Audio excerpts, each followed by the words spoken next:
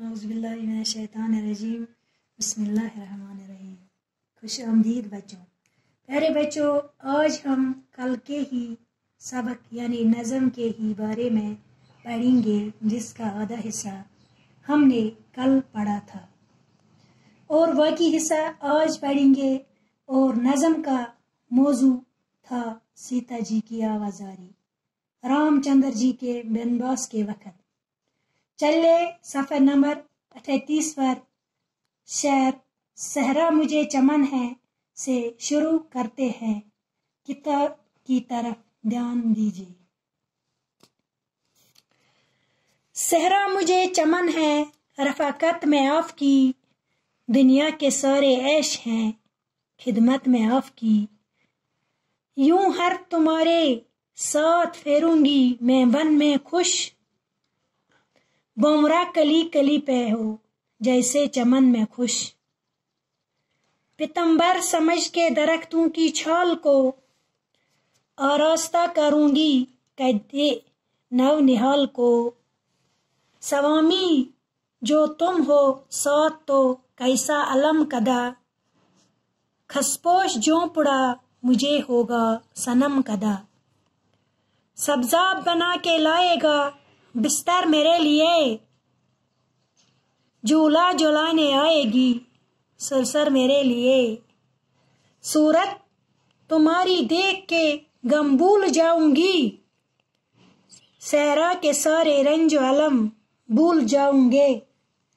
اب ہم انہی اشاروں کی تشریح کروں گے۔ آئے پہلے شعر پر۔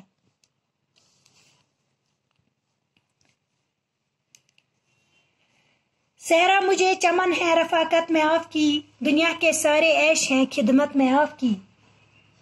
اس مصرعے میں سیتا جی کی آوازاری کا ذکر ہے اور اپنے شوہر کا ساتھ دینے کے لیے تیار بتیار رہنے کا ذکر ہے، یعنی راگستان بھی مجھے باغ کی طرح لگے گا بشرط کہ آپ کی رفاقت یعنی آپ کا ساتھ نصیب ہو، یوں ہر تمہارے ساتھ پھیروں گی بن میں خوش، بومرا کلی کلی پہ ہو جیسے چمن میں خوش،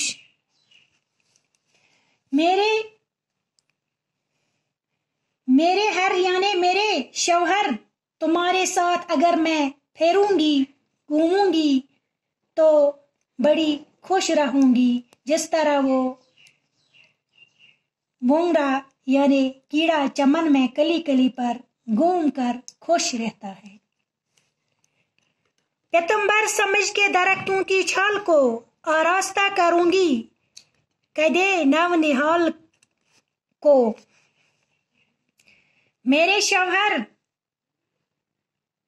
وہاں میں آپ سے لباس کی مانگ نہیں کروں گی، بلکہ درختوں کی چھال کو زرد رنگ کا ریشمی کپڑا سمجھ کر پہنوں گی اور اپنے اس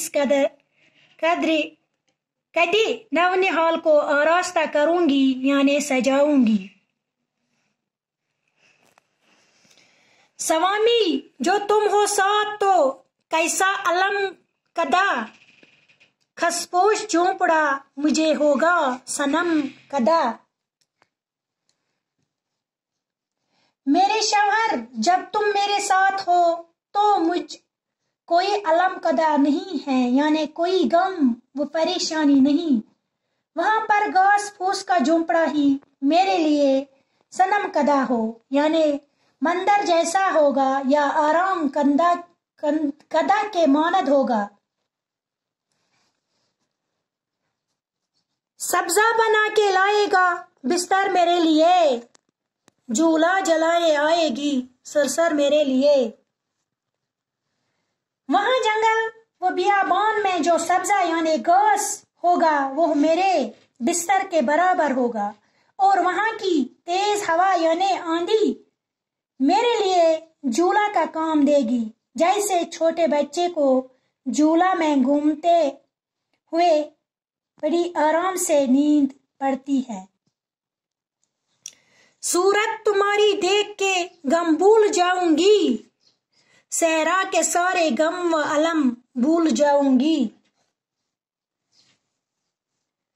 میری شوہر جن کو ہر یعنی ناتا سوامی ہر کے لفظوں سے بیان کیا گیا ہے، جب تمہاری صورت یعنی شکل میرے سامنے رہے گی تو میں دنیا کے تمام غم بھول جاؤں گی اور صحرا یعنی جنگل بیابان کے جتنی بھی تکلیفیں ہوں گی وہ بھی بھول جاؤں گی۔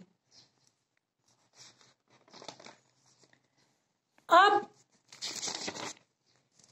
چند سوالات کی طرف دیکھیں جن کے جوابات کچھ اس طرح سے ہیں۔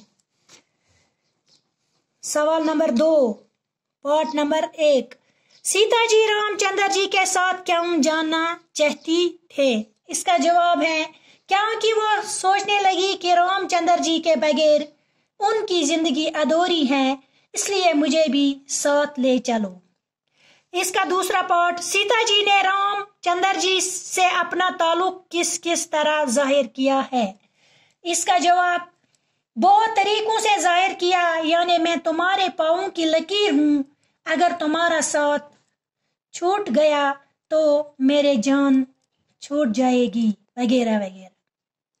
اس کا تیسرا پارٹ، سیتا جی نے بنواس کی تکلیفوں کو کس طرح راحت قرار دیا ہے؟